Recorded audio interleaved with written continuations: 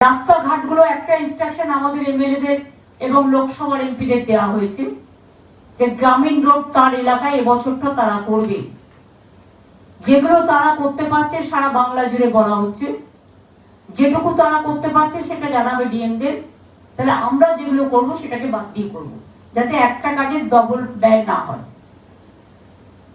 ঘরবাড়ি যেগুলো ভেঙে গেছে, ইতিমধ্যেই আপনারা জানেন গভর্নমেন্ট অফ ইন্ডিয়া ফ্লাডেও 1 পয়সা আমাদের দেয় না, যদিও flood control board, flood action এগুলো গভর্নমেন্ট অফ ইন্ডিয়ার অধীনে, ফরাক্কা ব্যারেজ ড্রেজিং করে না, ফলে ফরাক্কায় আরো জল জমা রাখতে পারত, যার জন্য বিহারও ডুবে, বাংলাও ডুবে।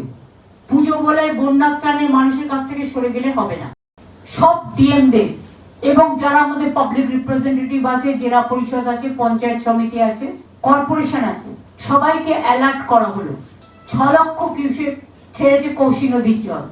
যা যা বন্যা ত্রাণে করা দরকার, যাদের ফসল বীমা মানে ফসল নষ্ট হয়েছে বা শস্য নষ্ট হয়েছে, আমাদের শস্য বীমার একটা টাইম করা থাকে প্রতি বছর 31শে সেপ্টেম্বর পর্যন্ত।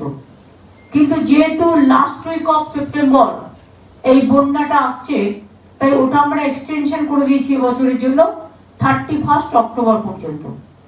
বৃষ্টি যেই থেমে যাবে, শস্য বীমার আন্ডারে টাকাটা total government of West Bengal দেয়, চাষিদের 1 পয়সাও দিতে হয় না।